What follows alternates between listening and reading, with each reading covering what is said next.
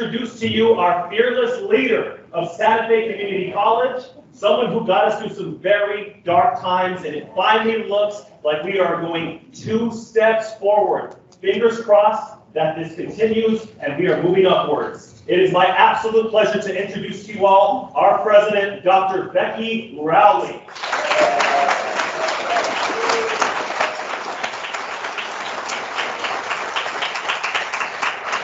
Thank you, Marco. I haven't been trained on this equipment in here, so somebody else will be running the PowerPoint, that which is good for everybody. Thank you all. I just want to welcome you briefly, and we're going to get started with a few presentations from a few folks who have been working on projects for quite some time to give sort of a status update, and then I will kind of wrap us up with a conversation, the opportunity for questions at the end of all of this. So first of all, I would like to reintroduce Jane Newster, who is our Chief Human Relations Officer, and she is going to introduce her staff and talk a little bit about what's going on in HR, because I know we're all so very interested and we have so much at stake in that department. So thank you for being here, Jane.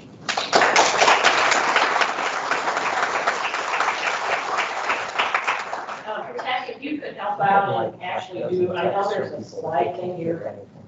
I may be a little nervous, so you may watch slides if I'm doing it back and forth. Well, you're not trained. No. One more time, I'm Jane Newster. I'm the Chief Human Resources Officer for the college. In the short term, I'm the head of Human Resources. So we're absolutely delighted to be here to talk to you this morning. Can you do it? Thank you, Josh. We've been a little bit busy, and we've been reestablishing human resources and our fundamental role as the advocates and the representatives of our employees, and also our role as critical to the development and furtherance of all of our employees' goals and desires while they're in their career with the college. That very seriously, and we've been working very hard to reestablish standard operating policies, procedures, and I want to take a moment here to introduce staff again, and sort of by what they're doing in HR. This presentation will be released sort of college-wide, so you have a name, a face, and a point of contact within Human Resources, so we can service you safely and effectively and with great respect for the privacy required in Human Resources. So let's start out with Katie Cadena Freebie. If you would stand up for just one moment. Katie introduced herself.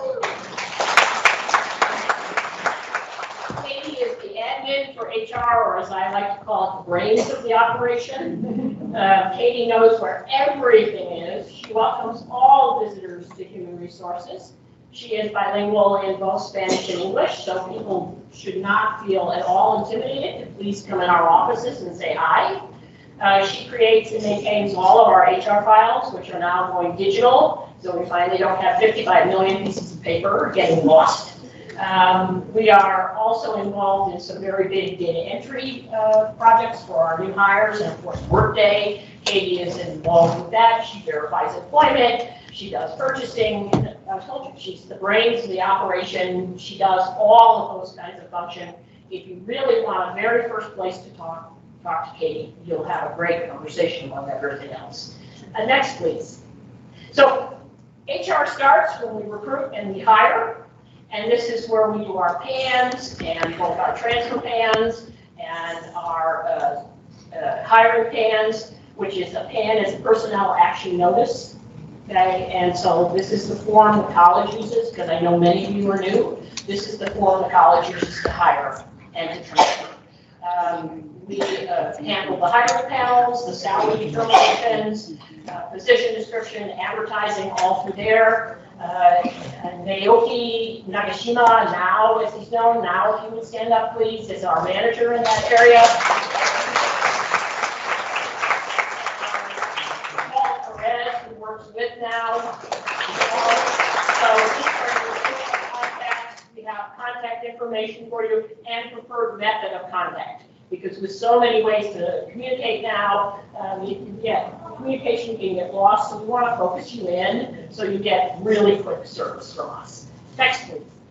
So now once we've got you hired, you need to enter and sadly sometimes exit employment, retiring, and we don't want to ever lose you, but sometimes we have to. And so we want to make sure that we get you signed up for all the benefits and all the things that the college has to offer for you. Also, when you leave us, the same thing takes place. And of course, our exit and interview policies. And then I ask Donna Castro, please, to stand. So Donna is the manager who is involved in that area. And Donna very ably is assisted by Stephen Fresquez, who is our coordinator in that area. And there again is all their contact information and their preferred methods. Next, please. Benefits. So those of you who are already here still are involved actively in benefits. One, as we increase them, hopefully, open enrollment periods take place. There's a change in benefit for some reason, retirement benefits, and also Family Medical Leave Act, FMLA, and other types of leaves and things that you may need taken care of with the college. Once again, that is Donna Castro and Stephen Fresquez. Both are your points of contact in that area. Next, please. Professional development. You saw her come in online. This is Mary Margaret Kelly. She is here not only for the, quote, mandated trainings that we all have, but she's also here to assist you in growth and development, both as employees, as supervisors. Consult with Mary Margaret. She has 15 to 20 years of experience doing this. I should tell you that between the HR staff, there's almost 100 years of human resources experience. Okay, these are senior executives. And that doesn't mean we won't learn new things, because we need to be responsive to these employees, to all of you. If we get too rigid, we can't respond, and we will respond to the needs within the guidelines and frameworks. We can't violate the law, obviously, but as much as we can, we will bend to accommodate and work with our employees. Next, please. Also, our HRIS system is the Workday project. Many of you have heard this word, sometimes almost in a swear word kind of form, but our new system that is coming online, which, folks, is going to be worth it. Just trust us. It's going to be worth it. And here, our newest, in fact, addition is Regina Dart. She is a walking expert. She is our manager of HRIS system. She will bring us through the transition to new systems. She's an expert in the old system, Banner, and she's marvelously done on web and things. So for now, she's in Workday heavily, but once Workday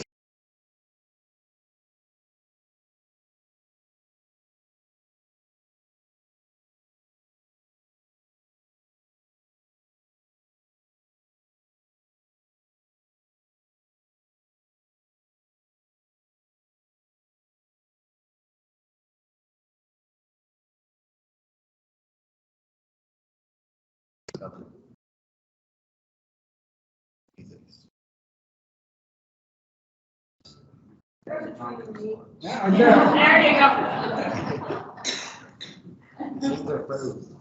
go. I think my time's up.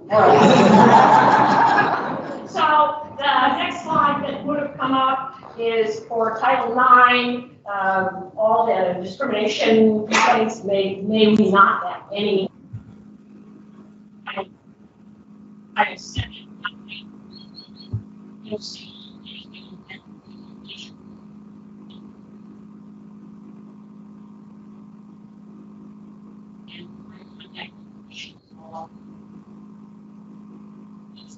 The issue here, the nature of these things, potential, they're very usually emergency type of situations, and so you can find me on Teams. If not, I've got my email on there and my phone on there. Once again, we thank you all for your patience with us. We know this has been a difficult time for the college and human resources. It's over. Okay, we aren't going to fix it all in a day, but I'm going to tell you we'll fix it. HR is here. As you see, we are a hiring and we will win and earn your trust, and we will be back as the function of human resources in college. Thank you very much.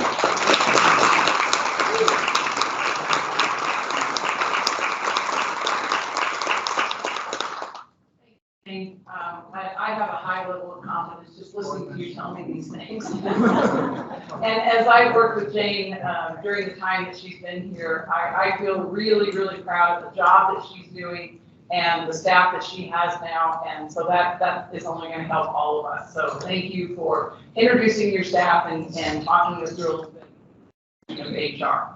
So now I would like to introduce Julie Gallegos and Shalmar Krebs, and I don't know if you guys have anybody else helping you. So you do not have to talk about human resource information systems unless you want to. I think you're going to talk about guided pathways. Yeah. Ultimately, yes. Maybe. Maybe. So you can, yeah. I need my slides. No, sorry, the team is acting up. Oh, you can see it. Okay, maybe that'll.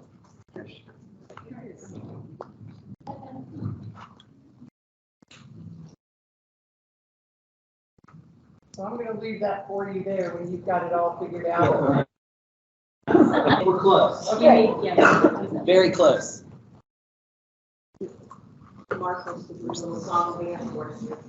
Good, there you go, yes.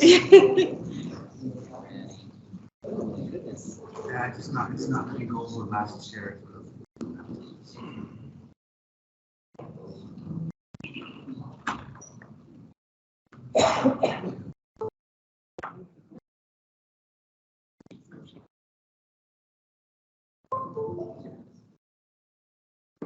Okay, well.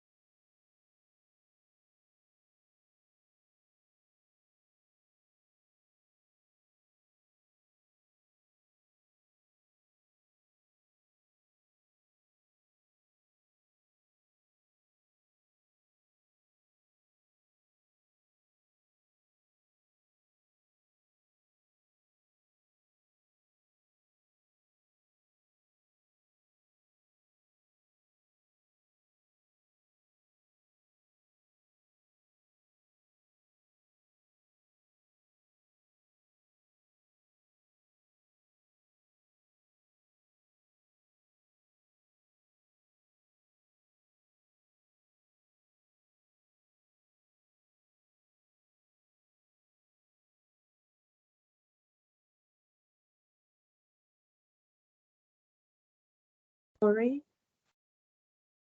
Are you there?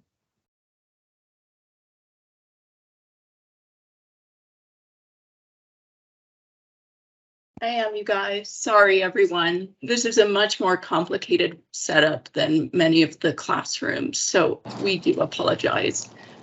Is somebody videotaping it so then we can watch it at a later time? You know what, SJ, I'll find out. Because that's a good idea, isn't it? It is being yes. Okay, Yes, great. but we do apologize. Corey, It's is it possible so much new to, equipment. is it possible to maybe not show the full slide presentation so that they can also see the interpreters and maybe see the chat? I don't know if they're doing the full scale of the PowerPoint slide. Let me find out. Yeah, we're not being skipped. I'm so sorry. It's a technical issue. Yeah.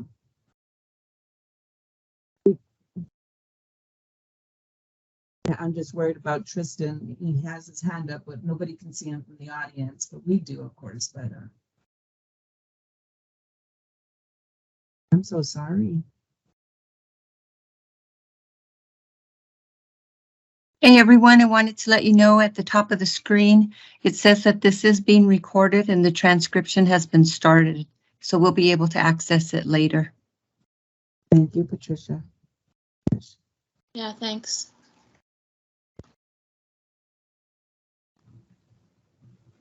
But I don't, honestly, yeah, it's David, I agree. Thank you. It's not being recorded because we're in Teams. I agree with that. I think video. it's the Teams recording that's being recorded. Yeah, and so it's just us chatting. But they might have Doreen and the Hemis rooms recording. Well, it's kind of like the old-fashioned movies, right? Where we can just think about this in terms of historic film, silent films. And yeah, sure, that's right, Corey. I didn't even think about that. This is being recorded in Teams, but if there's no audio, we won't get that. So, yep, we'll just get what we're seeing right now. Is for them. We're going to multiple measures and GPA placement for the English department. That is going to be a slow rollout through this coming year. I'm going to do a demo of Alex PPL this afternoon. We're going to do that one on campus. See that. We are identifying accelerated on-ramps. That is, streamlining our developmental ed so that students can get on that path more quickly. And that is being done through math redesign and English redesign this year as well. So that's our developmental pathways, really identifying those and streamlining those, making sure appropriate prerequisites. I'm working as well with OB this year on making sure we have a really nice tight report on prerequisites. They did a great job, so now we can identify those things and we'll hit those more specifically. And student services have been working on new student orientation online. We have one, it's being tweaked and continually, constantly improved. So that is an amazing resource. And we have more of those on campus as well as they've created a financial lit mini course. And then we have Career Coach, which we'll demo a little bit when we look at the website. Pillar 3, keeping students on the path. This is about course scheduling. So course scheduling, making sure we're actually doing what we're saying we're doing, right? Are we actually offering those program maps in the way that we say we are, and making sure that we don't have conflicts. So that's going to be a big project. We've been working on this for a year, and we're going to keep working on that through this next year, trying to identify the best tool to use to make this happen effectively. Academic and non-academic supports. We've got academic supports, strengthening our tutoring options and making sure students know what their options are, for instance, within their classes. We've got non-academic supports. We've got advisement. I'm working with advisors on a monthly basis on identifying, points of need through this project. Obviously, there's the PLOS internships, job-related degree goals. There's so much going on. I can't even just talk all day about all the things that we're working on with this project. Degree audit software. If you haven't seen the degree audit software that the registrar has implemented, check it out. It's amazing. And she's constantly, her team, Bernadette's team, is constantly working on improving that and tweaking that and making that a really awesome tool for us and our students. And as well as we've scaled up the use of HighFlex, and we continue to work on HighFlex options. So, I mean, this is all part of this project. The last one, I will hand off to Julie. Just jumping in here at the very end. I'm Julie Gallegos. I'm the project director for Title V, which is funding the Pathways project. Shalimar is the Pathways lead. Obviously, he's doing a lot of the heavy lifting with this project. I want to thank him for that. We also have Holly Beeman in the student support piece of the Title V grant. She's not here today, but she's handling that part of those things that Shalimar was also talking about there. The other piece is the professional development piece, which fits into Pillar 4, ensuring students are learning. And that's the piece where we're supporting faculty in their role. And so obviously there's always been an assessment piece that's continuing with OPI. But Title V also offers us the opportunity to fund some other training around culturally appropriate pedagogy, teaching in a diverse classroom, and also teaching in different modalities. So we've been able to do a lot of training through COVID on online teaching. We've been able to provide some stipends to adjunct faculty, which I think is a huge thing that we haven't been able to do in the past, to really support them in getting that training that they need. Also, the HighFlex option, obviously, really complicated. We want to make sure we have a lot of training in that to support faculty and moving forward in those modalities. So that is it for the Pathways part of the presentation. I do want to hand it over, though, to Dan Miller from NPR, and he's going to be doing a live walkthrough of the new Pathways web pages and talk a little bit about how that's going to impact the rest of the website, as well as just how the college is presenting itself as a Pathways institutions. So this may take just a minute to get him in here. Good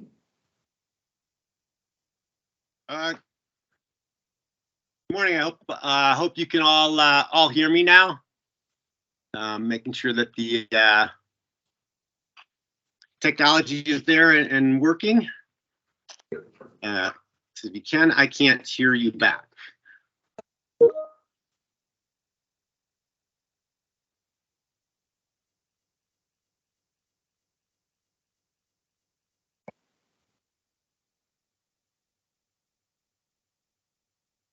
Are you? Yeah, I'm not sure if you're able to hear me or not. So We can just to the computer. Okay, great. As long as you can hear me, great. So I wasn't able to hear all of Julie and Shalimar's presentation, but did want to follow up and let you know. So a big part of the Pathways project is also being able to help prospective students be able to understand the overall Pathways concept, be able to realize and see what the path is and what their end goals are, and really try to make the process a little bit easier for them. So one of the things that we're doing as part of that, we're also developing a lot of new marketing materials to be able to support this, but we are working to be able to update the website. Some of you have seen, where some of it is. I'm going to try to take control of the screen now and just kind of walk you through some of the stuff that we've been doing there. And hopefully this is going to control, but it's really trying to make it an easier choice more defined, taking away a little bit of that, cafeteria where there's just endless pieces of information for students to go through, and really try to help them focus a little bit earlier, identify those areas in which they're interested in that the college can help serve them, and and really go from from there. Be able to share a screen. So hopefully you're seeing my screen now. Yes. Excellent. So if you imagine now, when people come into our webpage now, they come into a lot of different places depending on what mode they're coming in. Some people may just Google us and come in through the homepage, which, occasionally can be, a little bit confusing as to which places. Part of the idea with the pathways is that as a marketing recruiting tool, we're going to bring people in a more friendly way. We're going to introduce them right away to the concepts of the pathways. They're going to be able to see, these are the options that broadly that you can study over here at the community college. Again, we're leveraging, Career Coach and some of the other things. So for those folks who are not sure, we're asking them to kind of go over to the Not Sure tab. We will slowly loading here. And what this does is it kind of allows the students, as they're coming in, who are a little bit unsure, maybe don't know, exactly what they want to do, an opportunity to go ahead, take a pathways quiz through Career Coach as it loads up. And fortunately, this loads much quicker when you're actually just doing it on your desktop or your phone than it does when we're going through.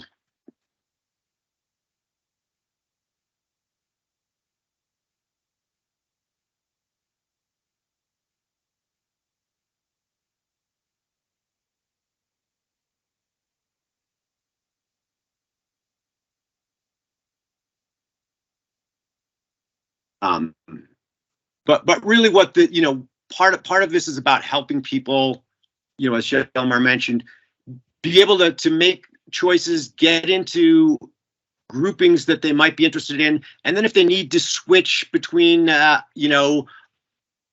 degree or skit or between, related programs, they've got credits that already matter towards those programs. And so they're not,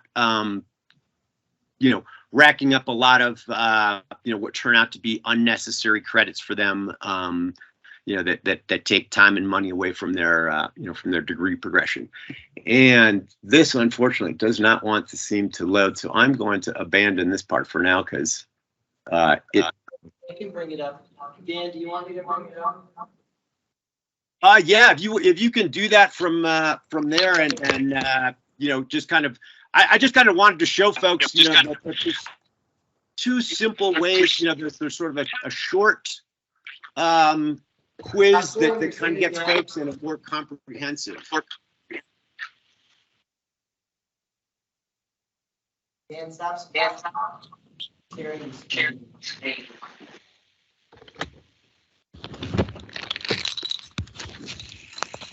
So I'm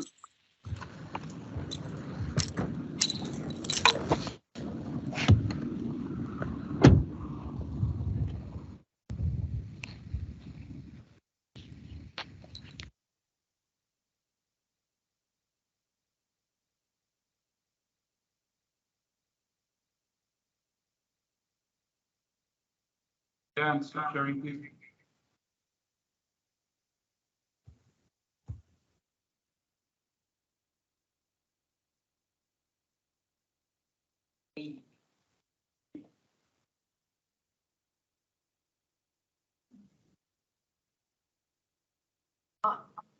Here's the website. Where's this one?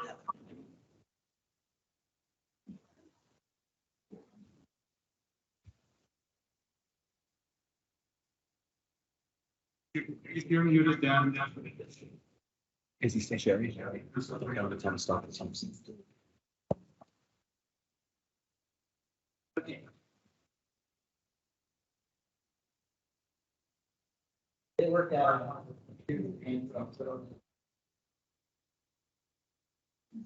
And the website is frozen too, but it is public. You can check it out.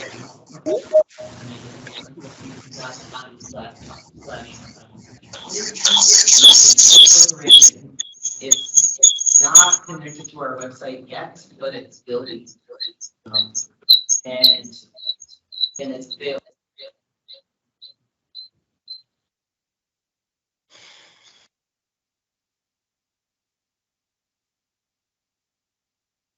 And I like to, but I have a whole team of people working with me on this, and I just want to shout out to my pathways leads. We have a lead in each area. So Andrea Sasa is one of our pathways leads.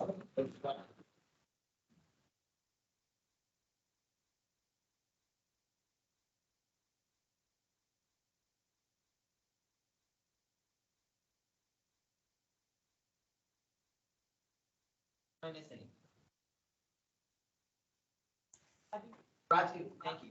Raju is our STEM person. So we're looking for somebody in health science, and so if you are working in health sciences and this project sounds interesting, I could use a teammate there. Don't worry, I won't work too hard. I think I'm a good support person. So did we get this working, or are we? Yes. Hands. Who's got their hand up? Whoever has your hand up, please go ahead and talk.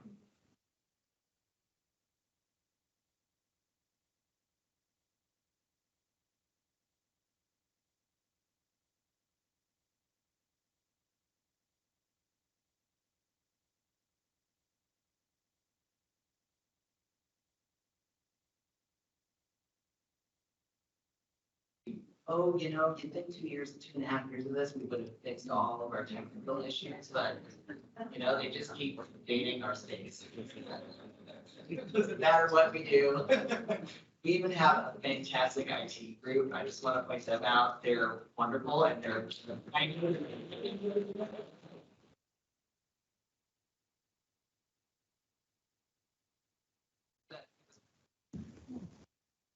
Yeah, how's it going, sir? Been better. Get a couple.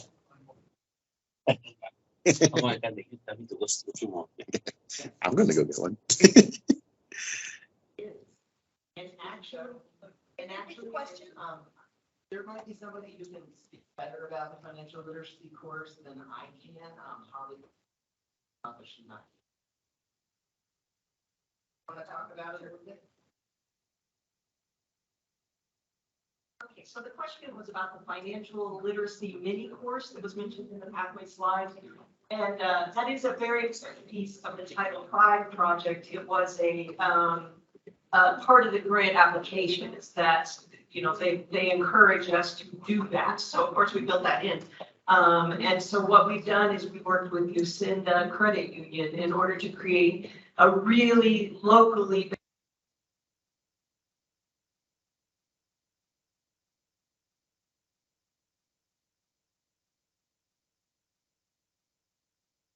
Sounds like the audio just went out again, or your mic went down, or is he swapping mics to his machine?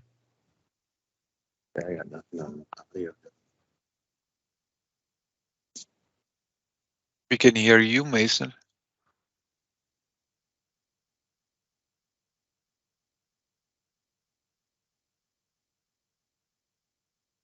So what our staff here did was work with Lucinda, like I said, to create that mini course, but then it's also connected to a huge range of resources from Lucinda. So they can take the mini course, check that off. I took it, but then they can also, throughout their college career, access those resources for answering other questions that might come up.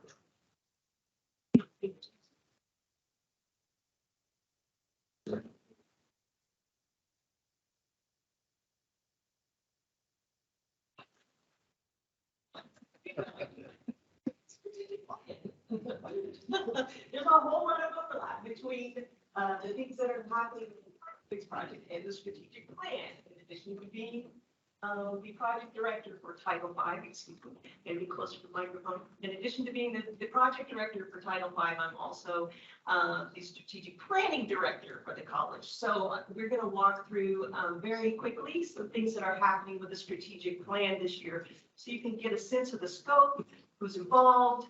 You know, both Pathways projects and the strategic plan involve departments from all across campus. This isn't a small effort. This is, you know, institution-wide.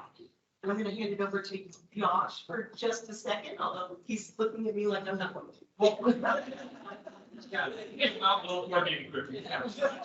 So, we have a number of different goals. Being still here, I'm just trying to get out of the spotlight.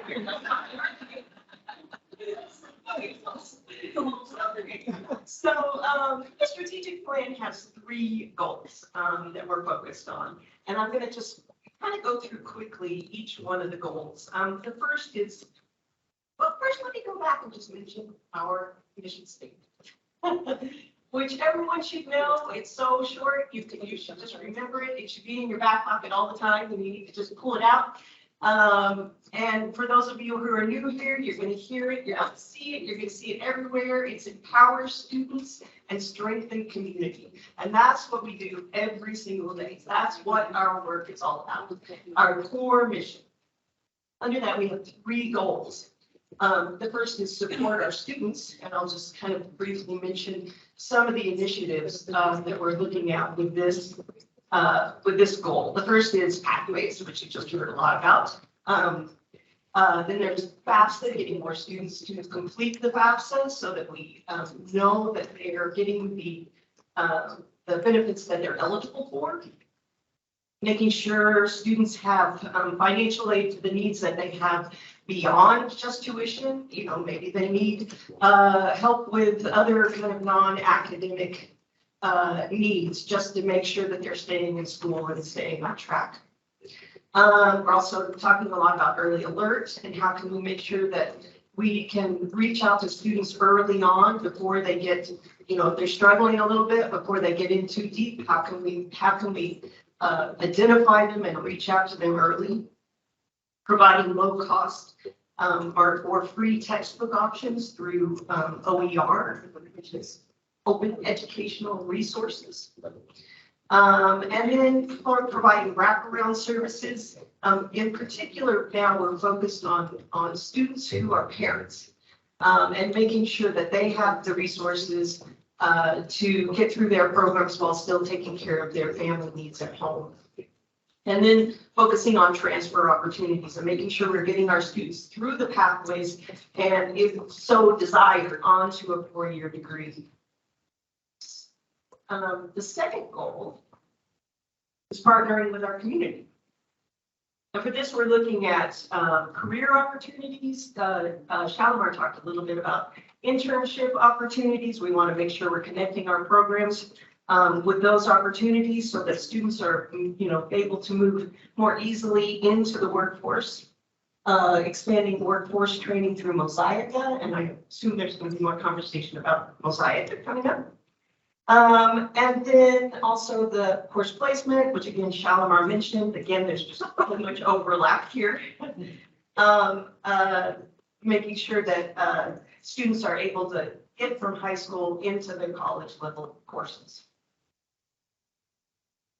And the third one is a big one, building our college capacity. Obviously, higher education and us and SFCC, we're going through a lot of changes. Well, we're not even post-COVID. We're all, you know, still here wearing masks on us. But there's a lot that's been accelerated by COVID that we're having to plan for and build into our planning. The first couple of things about our college capacity I just talked about, along with cultural awareness and online and high flex teaching. Also making sure that our online programs, that we are providing programs that are fully online, not just a class here or there, but a student can start a program knowing that they can do the entire program online. Of course, scheduling we talked about, CHESS, the shared services ERP project with Workday. Again, I'm sure you'll hear lots more about that. And then also things like enrollment management, making sure our finances are in good shape as we have moved through COVID. It's been, a challenging time financially, just making sure we're in good shape there. Continuing with our assessment work, which includes the faculty qualifications piece, making sure that we've got all of that documented for assessment purposes. And then emergency preparation, which has always been an important piece of the strategic plan, making sure we're prepared for emergency situations. And currently, one of the big ones is digital safety, making sure that we're prepared for any kind of digital disaster that could possibly occur. With that, now I'm going to hand it off to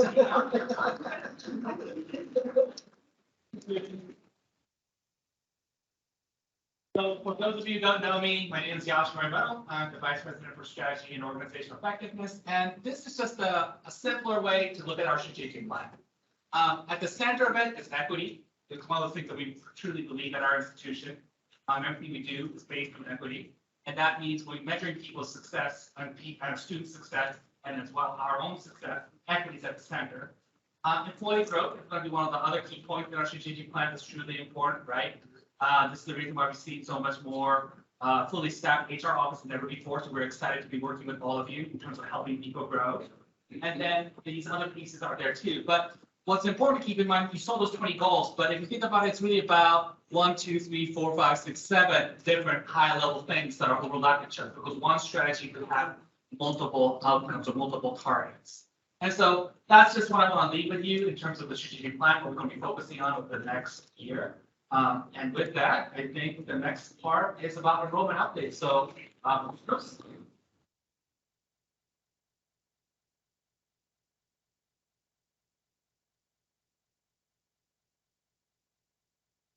Excellent. Thank you so much, Yash.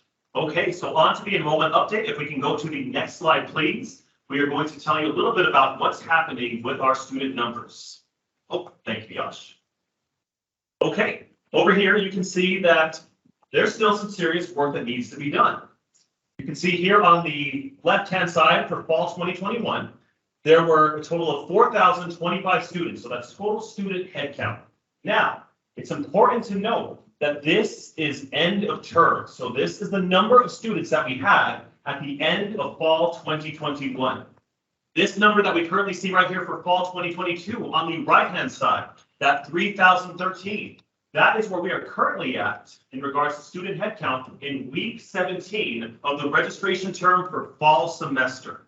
So at the moment, we are 25% down from where we were at the end of term for fall 2021. Now, again, there's still a lot that needs to be improved on, but I do want to note that if we compare the numbers to where we were at this time for fall 2021 at week 17 of term, to where we are right now at week 17 of term for fall 2022, we are actually up over 5% as of this past Monday. I ran the numbers again on Wednesday, and we are actually up, and you can see this, and I know this is small, so my apologies, but you can see right here that this 3,013 actually has slightly increased now to 3,146 as of Wednesday. So as of Monday, we are up about 5%. As of Wednesday, we were up about 10% in comparison to where we were at this time for fall, for the 17th term last year. So there's that. And you can also see here our different types of students. Our continuing students, there's some work that still needs to be done. We are at 1,379 continuing students. For those of you, I'm sure that everyone's familiar with the term continuing, but if you are not, those are students who are just coming back from one semester to the next semester. They're continuing at Saturday Community College. So we are slightly down there, 1,379 this semester. End of term last semester was 1,489. There is still some time to make this number up. Our returning student, that's a little bit of a cause for concern. A returning student is somebody who has been off, maybe for a few semesters, and decides to come back as a student at Santa Fe Community College, you can see that number right now is at 537. We have some work to do. Last year, that was at 1,010. There's still time to make that up. High school students, I'm going to guarantee right now that that number at 419 will dramatically increase to very close, if not surpass that 802. Those are our dual credit students. Our dual credit enrollment. So much of our enrollment for dual credit students comes from the students that we register in the dual credit cohort classes. Those dual credit cohort classes are the classes taught on the high school campus. And that is where we see more than half of all of our dual credit enrollment. So the fact that we are already at over 400 registered high school students, that means that they're just taking the classes here at SFCC or online on our regularly scheduled classes.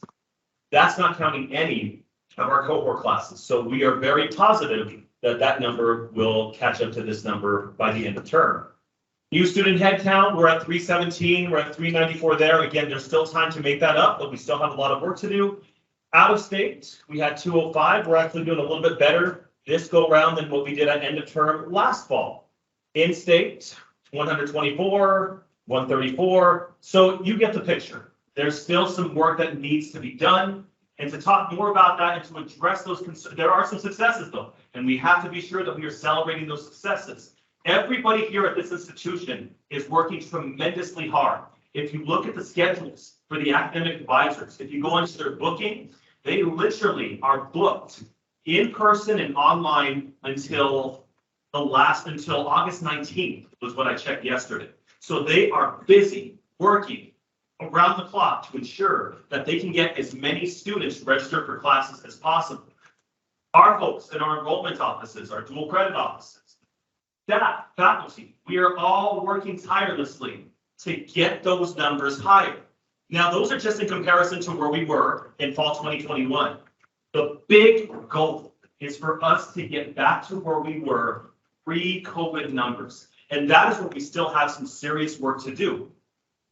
Right now, if we were to look, and we don't have a slide for that, but I have the numbers here. If we were to look at where we were right now at the term week 17, fall 2019, to where we are right now, fall 2021, we're down about 15%. That still tells us that we have some work to do. I'm going to keep saying that. I will keep repeating that. However, we also can celebrate that that number is beginning to dwindle. With each passing semester since the pandemic, that number starts to shrink and our enrollment is climbing upwards. And that is something that needs to be acknowledged.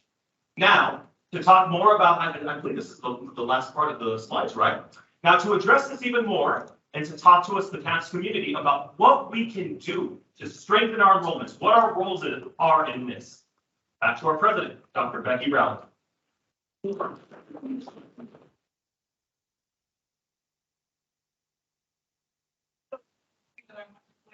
Is that I do not bring all the answers to these questions. I think that was kind of a nice setup, like this is an easy thing and anyone has the answers. But there are a few things that I want to give some updates on, some clarifications that I want to make. Also, kind of a frank conversation about what I see as some of, and these are national challenges that are here, you know.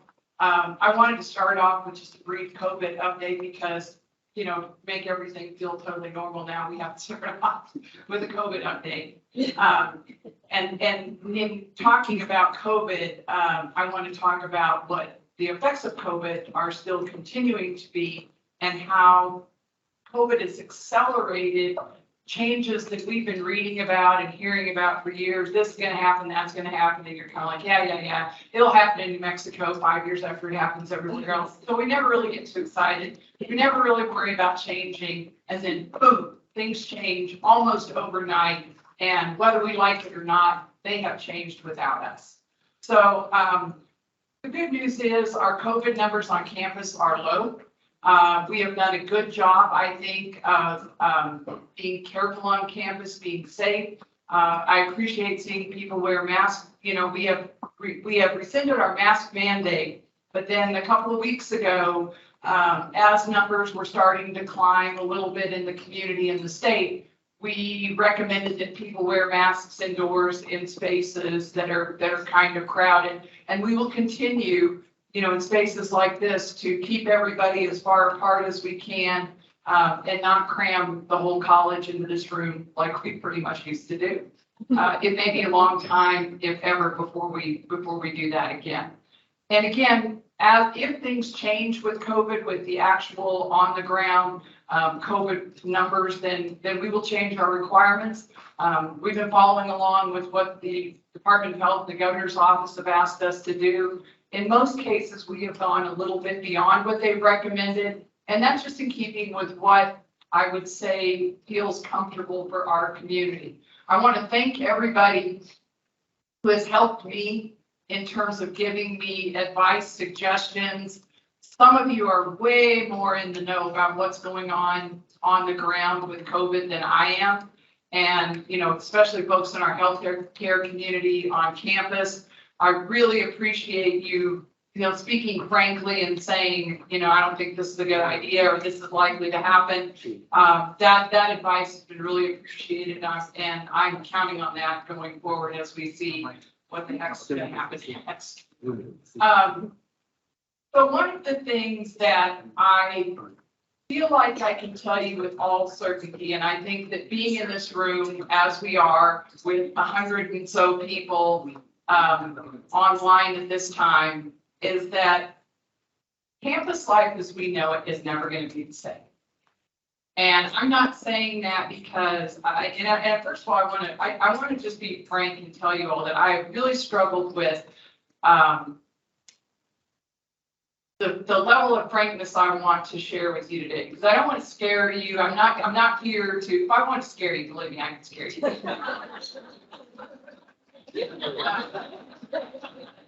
But I don't want to. Then I'm scared too, and I don't like that. So I want to try to be as honest and as balanced as I can about this. So, I'm not trying to, this is not hyperbole or anything, but if you look around, if you've been here in the last couple of years, people have gradually, there have been more and more people coming back to campus, but there are also more and more people who are choosing to access Santa Fe Community College online. And so that means they are taking online classes, they are taking high flex classes, they are doing remote advising, they are doing all kinds of things like that. So what is important for us is to be able to offer everything that we do in both of those modalities. Corey's been texting me sort of nonstop through this presentation. This room is a challenge. So we will improve on how we're able to communicate back and forth in this room. But I know that the technology like this, we all think it sounds like it's so simple. So we'll have some people at home and some people in the room, and it'll be perfect. It's hard. So it will get better, but it will be like this, probably maybe forever. We have some people that are working remotely from other places. I want them to be able to participate in everything we do as easily as they can. So our campus, I've heard people over time, that are upset that we don't have people on campus doing things and everything at the same level that we used to. There's a couple of things going on. First of all, we are still saying that people are allowed to work a kind of a hybrid schedule. So a lot of people are spending 2 days off campus, 3 days on campus, or some variation of that. It needs to, it needs to be approved by the supervisor. I should not be approving that except in a couple of rare circumstances, because truthfully, I don't know what needs to happen. I don't know the ins and outs of your job. So the last thing we need is me getting into the weeds on that. So there aren't as many people here. When you think about it and you come to campus, you're like, oh, where are all my people? It might be there remotely. So we have to kind of wrap our heads around what that looks like. The other thing, and I know this from, things I read, data, and I will tell you that the New Mexico Independent Community College presidents meet. Right now we're meeting every 2 weeks. Sometimes we meet every week, but we talk about these things all of the time. So I know every other community college in New Mexico is struggling with these same things, whether it's enrollment, whether it's getting people on campus, whether it's how things feel and look on campus, whatever, we're all struggling with it and trying to figure out what the new normal will be. And I can tell you that it's evolving. And so that answer is not clear. But a lot of our students, all of our students at one point were forced to take online classes of some sort. Some of them were really, really good. They were, they were very solidly designed. People were doing these courses. They did not have to throw them up really quickly. And then, other people had, we took time to sort of get all of our instructional level up to a non-emergency level. When you're asked to put your classes online in a week and you've never done this before, that's a really, really tall order, and I recognize that. But before the pandemic, a lot of our students they'd never taken online courses, and they acted like they didn't think they could or they didn't want to. But now that they have, you hear a lot of them say that they really appreciate the convenience of online. So if you are a parent, if you have a job, or if you are both of those things, which many of our students are, it's really hard to be able to come out here at 11 o'clock in the morning during the week and take a class for 2 days a week and then get out of here. We have done a really good job at scheduling some after hours evening classes, but even that for a lot of students, it sounds good. Everybody has high expectations for that. And then after about 3 weeks, you're like, God, this is killing me. And enrollment starts dwindling on. The same thing happens with weekend classes. Nobody really wants to go to school on Saturday, or very few people. And so they sign up and then, that kind of falls away, unless it's something they really, really, really want to do. Now, there are classes where students are really, really interested in those topics and they will show up on weekends and everything. But when they realize that they can work on their class at 9 o'clock at night, or they can do part of it, at one point during the day and part of it another day, that is a new convenience that people have not appreciated before on such a large scale. As we have surveyed our students, our survey results tie in with survey results nationally, and that is that people value their time now almost more than anything. Money is important, but time is really, really, really important. And so, when you have to, in the past, when you had to come all the way out to campus to see your advisor or something, now you can schedule an appointment and do that remotely.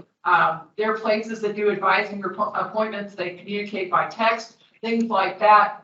Now, all of a sudden, that becomes a highly doable thing. So, when we say we want, more activity on campus, we're bringing things back onto campus, the trick, and I do not have the answer to this, and I think we have to kind of see how it goes. There will be a certain amount of trial and error here, is figuring out what our students want.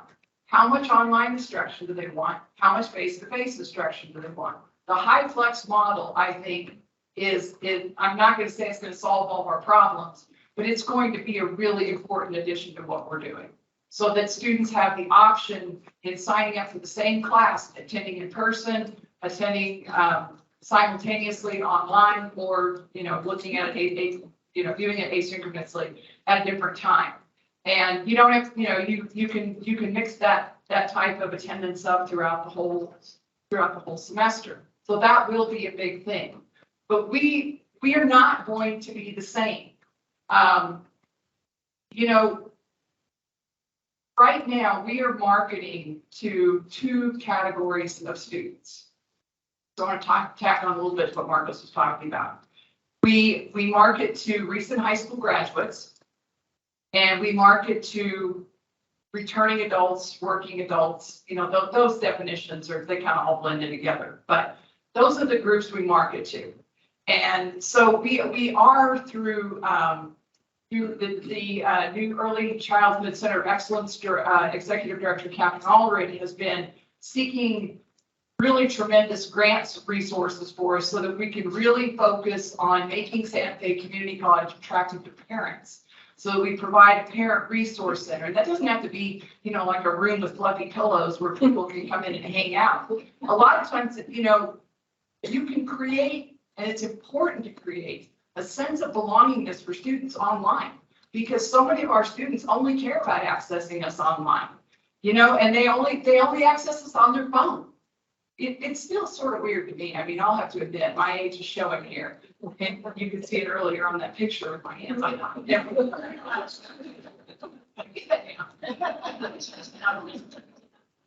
But that's how, a couple of weeks ago, I was out at a park and I saw this woman out there and she had her daughter out there and she was playing and she was doing her online class on her phone. I mean, it's really obvious what she was doing. That's what students do.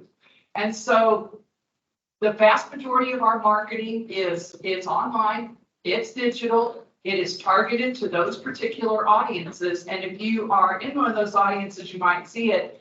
If you're like me and you're not in that audience, then you will see very little of it. So those are the two groups. Now, right now, our numbers are up. Our head count is up right now when you look at our enrollment numbers. But it's mostly up in students who are 65 and over. So those are not working adults generally that we're targeting. Those are certainly not recent.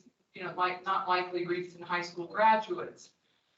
Those are, people that are very important to Santa Fe Community College, but who are now kind of coming back to their fitness classes and art classes and things like that, that they maybe didn't access as much because they really do want to be face-to-face as much as possible. And they feel better about doing that now. But the people that we're really targeting are a different demographic. And those are the students that we really need to work to bring back. And so we have to bring them back, we have to give them what they want. And I know that, that as I say that, I kind of go, this is all evolving. This is changing. We've been hearing that, that we have to be more, almost consumer oriented than we were in the past. And I would say now we do not have the luxury. This has happened without us buying in. And so now we have to catch up a little bit and we have to really look at the situation that we're dealing with and figure out how do we address our enrollment issues and the issues that we're dealing with in terms of helping our students. So, where we have growth right now, and this has been happening for the past couple of years, we have growth in non-credit work. And what is happening on a national scale is that community colleges especially focusing, I'm not, this is kind of bringing contract training, continuing it up kind of to the same level as credit-based instruction. I'm not saying that we're not paying attention to credit-based instruction because obviously we are. That's central to our mission and what we do. But now what our students are accessing at startlingly high numbers are short-term programs that are non-credit that are tied to a job. So when we look at when we look at our data, where we will see a big hole, and it's been there for a long time, is in younger Hispanic males, not coming as students very much. When we look at like a fiber optic boot camp program, we see that those courses are very, very highly accessed by younger Hispanic males. So what we have to learn to look at is not that, continuing ed is stealing from the credit side or anything like that. These are students that we're not getting in the credit side. They don't want to come here. It's not that they don't know about us. It's not that our tuition is too expensive, because it's not. Now there is the lost wage issue and everything, that complicates it. It's that they don't think it's important. Right now, when the job market is as it is, and you can go to a lot of big box stores in town and make $20 an hour with virtually no education or training, that is a lot for us to compete with. And so a lot of people are just kind of like, just going to go get a job right now. And then there's, the whole national conversation about, is college important? Should you go to college? All of those kinds of things. That affects us too. Now, I do think Santa Fe, in some regards, has a tremendous advantage over, the average town of 86,000 or whatever we are, and that we are overall an educated community. But what people want is something that will get them employment, that gets them into kind of a life-changing job, a career field where they can make more money, they can do something that they like, and they will have opportunities to change jobs and to move up. So what we're doing is we are investing more heavily in non-credit. And that means that we're pushing our offerings out there. The city comes to us, the county comes to us, a lot of major employers, Los Alamos National Labs comes to us.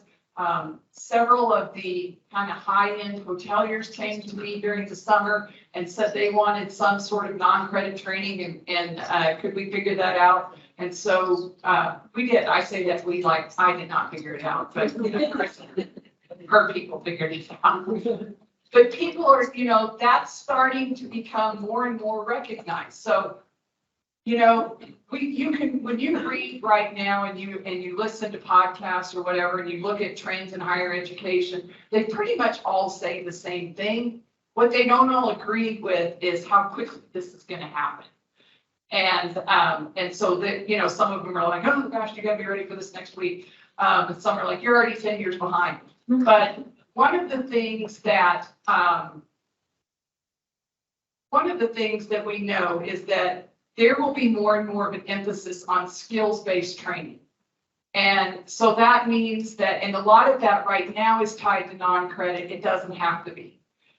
It really is what we've been struggling with assessment for the past year. It's that, there are certain competencies with every class, with every program that you're supposed to be able to meet. We need to figure out how we can tell that you met them. And then we need to be able to say that you met them.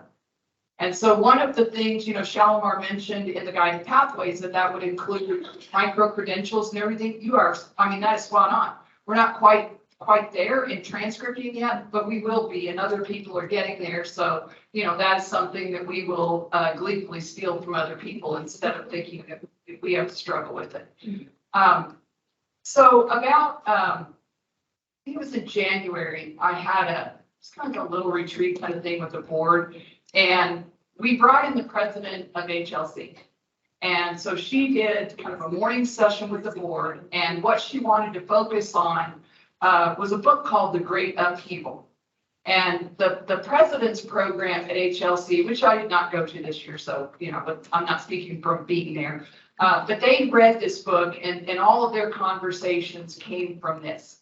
And so there are a couple of just kind of key points that what she did is she kind of talked about touchstones from that book with our board about this is where we're going, these things are changing, and we can't just sit back and say, what do we do to bring back all the people to our campus and to offer the same degrees that we've always offered in the way that we've always done that.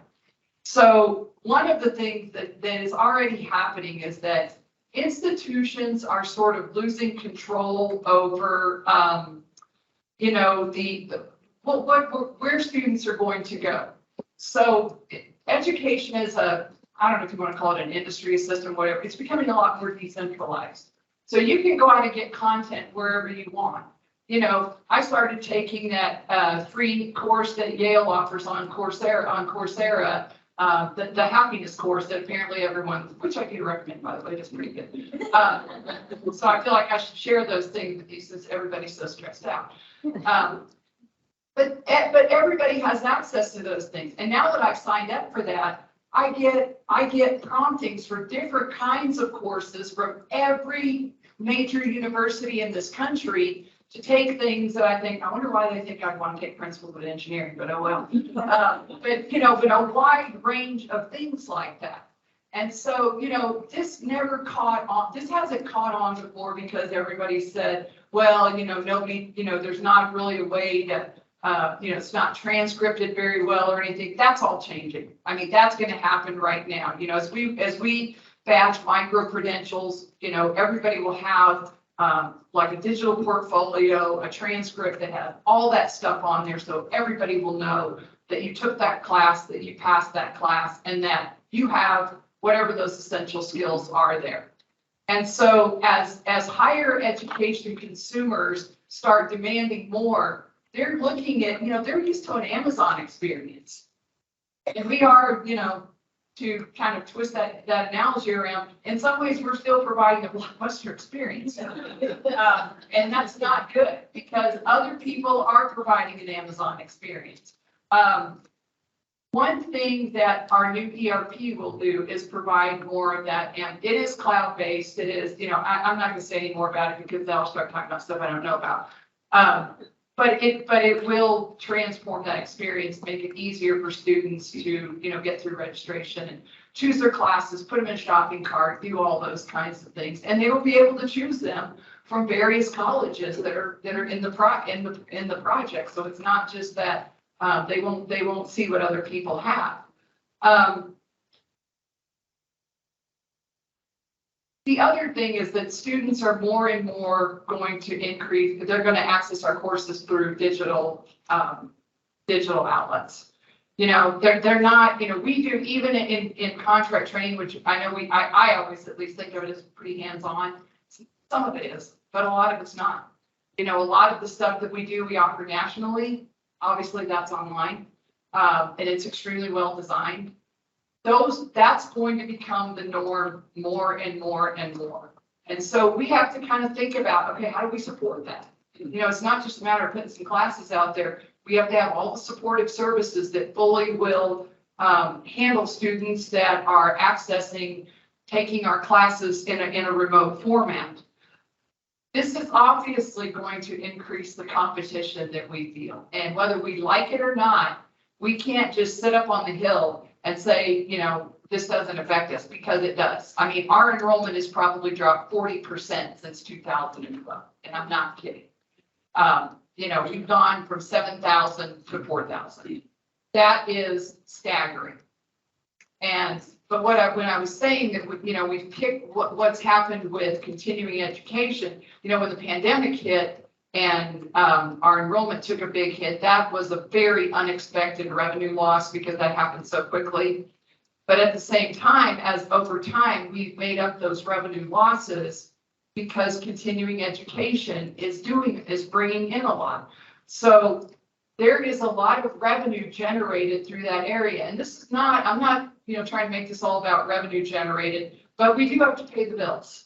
Everybody who works here wants to get a paycheck, all of those kinds of things. So we do have to be able to do that, and we can't just take things on that, and act like money's no object, because, it still is.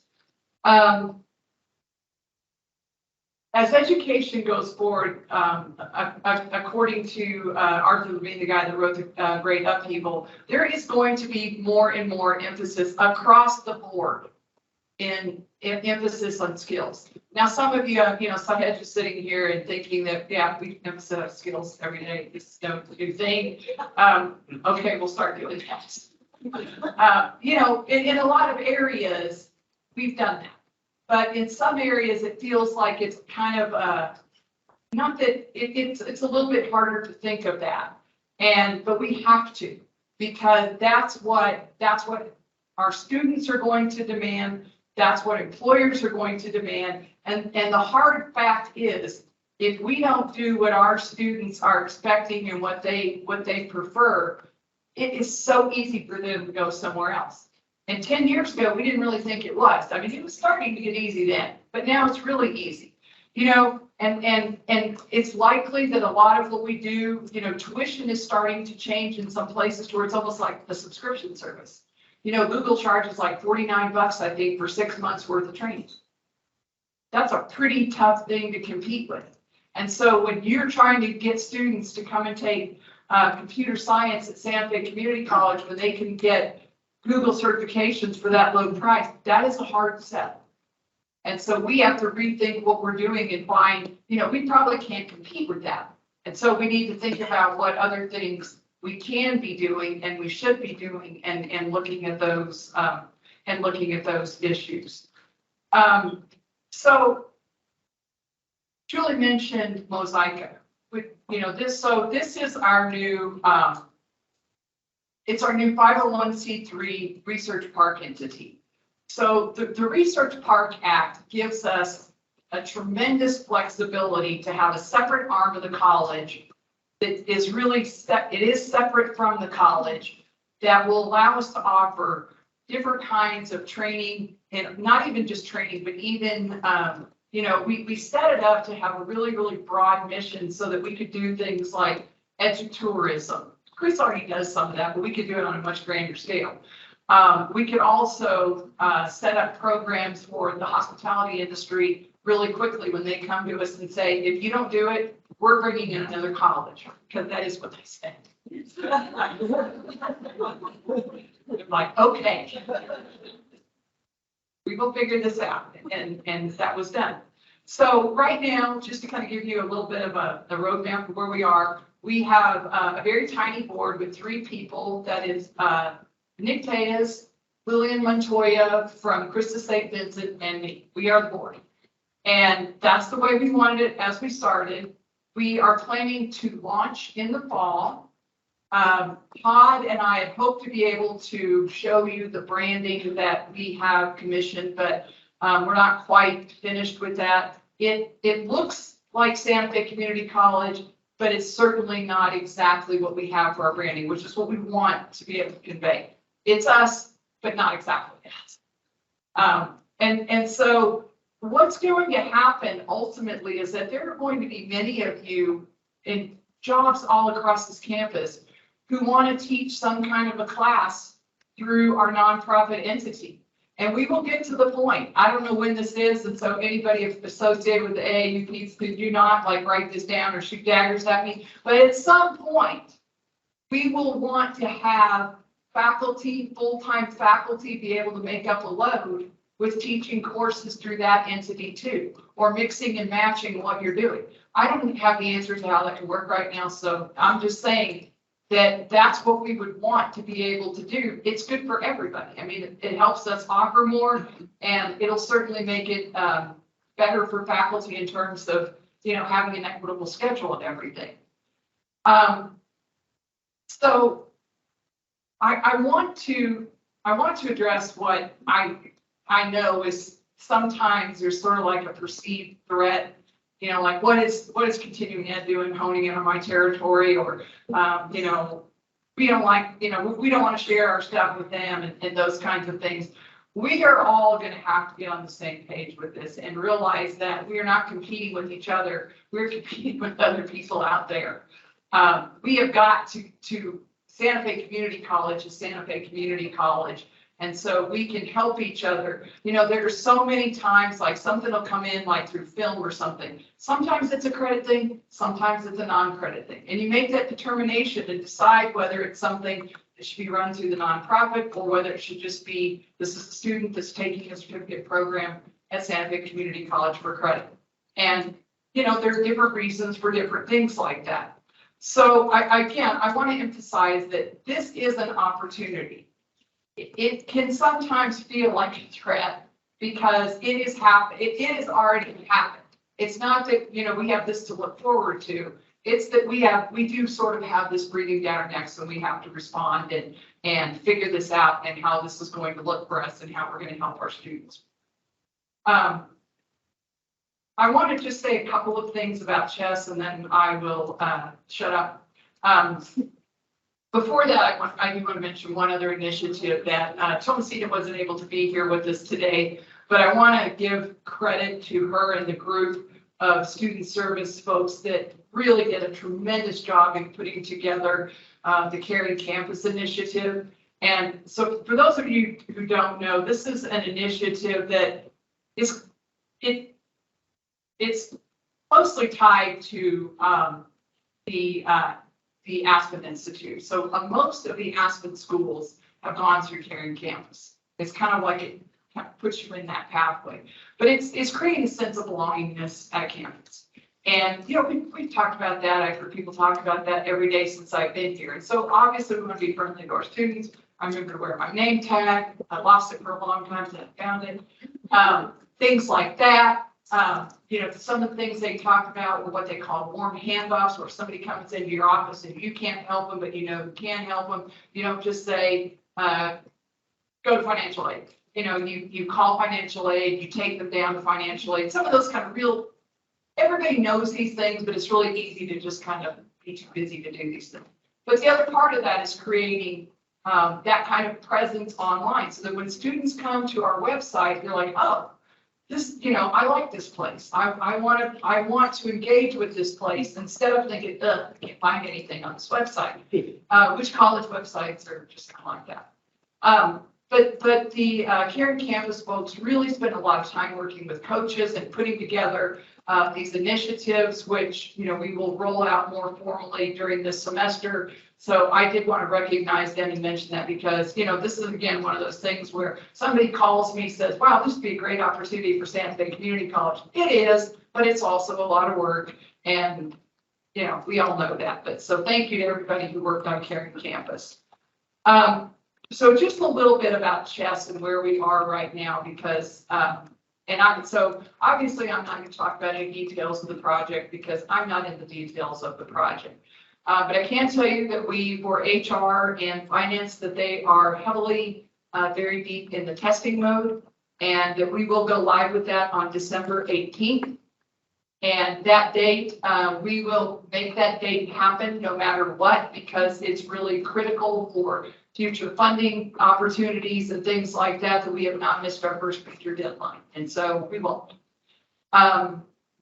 There has been some kind of confusing communication going around, I think, about, this is for the people, and probably the people that are really working is really people that are not even in this room and hearing any of this right now, because they're working on chess right now. But we sent a communication around telling people that they shouldn't take vacation between now and the go live date. That is really, I want people to take days off when they can get days off. So I do the same thing. You look at the end of the week and you're like, oh, I'm gonna have that wrapped up on Thursday, take Friday off. Do that. Everybody should do that as much as you can.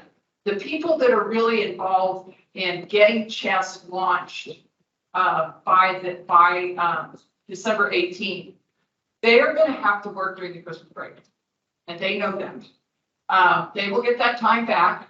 They will not have to come out here. It can be fully remote, so you can, like be at your grandmother's house or something like that and working remotely. But they will not be able to just unplug from the college like a lot of us do. And so I want everyone to know that, because I think that that is an extraordinary effort on their part. And we will all, reap the benefits of their very hard work. So the other piece of that, because we are, for our college, for every college, I can tell you with full confidence that CNM is as stressed about this as we are, just on a little bit bigger scale. But we have so many people that have critical functions on our campus are spending almost all, if not all of their time on this implementation. And I can't even tell you what they're doing, because I'm not, on the implementation team. I'm not doing that. But it's stressful. They get deadlines thrown at them really quickly. And if they don't meet them, then, there's this cross-college team that's kind of on your back. So one of the things that's so different about this whole approach is that we have project managers who, like Erica Keppel is our project manager, but she's managing other colleges. And so she may have to go to Clovis or something like that, and they're like, why is Erica Keppel telling me what to do? And, we've had to work through all of that, but it's a totally different way of collaborating that none of us have done before.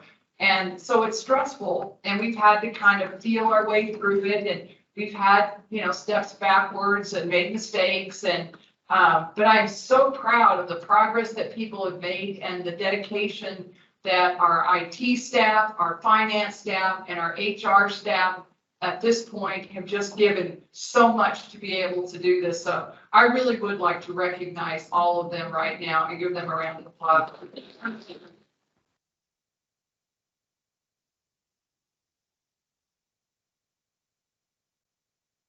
So then when everybody's doing all that, when we have anything else that goes on campus, which we inevitably do, and, you know, people still need to get hired and, you know, life goes on in HR and we still get paid and all of those kinds of things.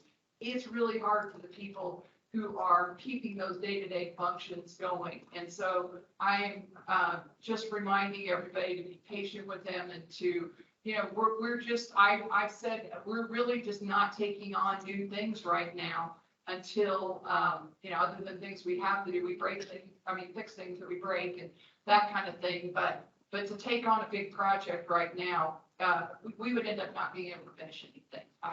It's that all encompassing. So the student will start in the spring, and many of you who have only heard the horror stories will find out what it's all about. The one thing that I think most people have liked is that you really do become very close to your colleagues at other campuses. And so, yeah, you have interdisciplinary meetings and things like that, but now you work with them every day. And so that's a good thing. I'm not exactly sure what the start date is going to be. We're starting to bring student people into some of our meetings so that we can start letting them know that whatever we thought it was, it's twice that much. So, you know, let's start getting ready now. But I just want to end by thanking everybody for sticking it out during this time. My own partner told me the other day that if I worked for you right now, I would retire. Wow. I get it. You know, if change is, it's hard. I mean, it's been coming. It's not like, you know, we did things one way and then all of a sudden our world is upside down. We've been changing a lot of things over time. Sometimes you don't even realize it. You just do it. It happens. But one thing the pandemic did is it accelerated that change. And so that change that we could kind of keep pushing out at arm's length for a while, and yeah, we'll do that. Yeah, we're getting to that. We can't do it anymore. It's like behind us and getting ready to mow us over if we don't figure out how we want to address some of those things. And so we will. And I thank all of you for all of your dedication to our students during this time, your dedication to each other, because this, you know, I know you've all had, I mean, there have been days when I thought I was going to lose my mind. And there might have been days when I may have slightly crossed over that line. I'm not exactly sure. So, you know, continue to support each other. And please, if there are things that you need, please ask somebody. I'm not saying I can promise you the sun, the moon, and the stars, but sometimes people need simple things that are just, that they don't think to ask, and it can make all the difference in the world. So again, thank you all for being here this morning. Thank you all for being online. I really appreciate everything that you're doing. I know that it's been hard, incredibly hard. None of us were prepared for this. I feel like we have done a tremendous job. We will continue to help our students, to meet our students where they are, and to go forward. And I hope everybody has a great semester.